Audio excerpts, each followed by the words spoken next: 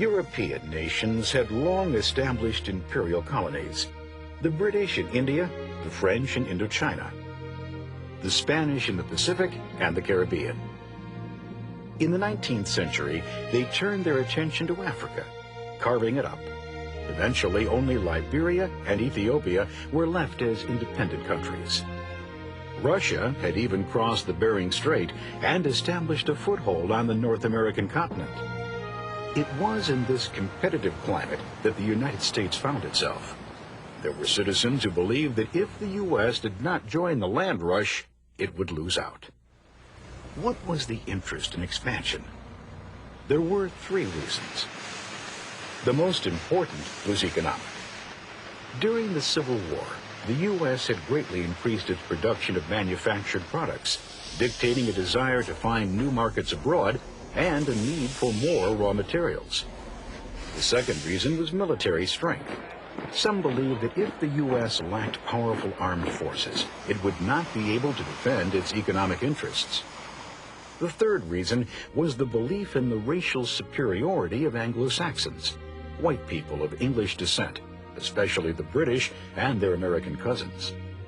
In the late 1800s, many British and Americans believed it was the white race's God-given duty to civilize and Christianize the so-called inferior peoples of the world.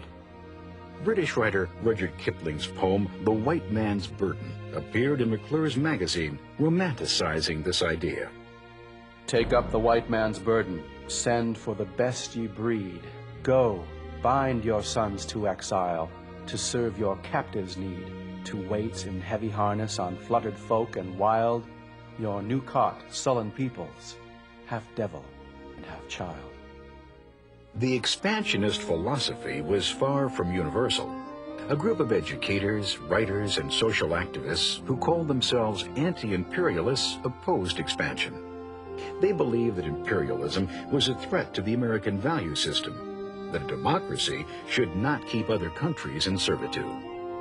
Activist Jane Addams castigated Kipling. To protect the weak has always been the excuse of the ruler and tax-gatherer, the chief, the king, the baron, and now at last of the white man. The anti-imperialists also highlighted practical issues, the huge cost of maintaining army and navy, and the fear that expansion would take jobs away from U.S. workers. The late 19th century saw three particularly key expansionist events that set an imperialist mood for the 20th century.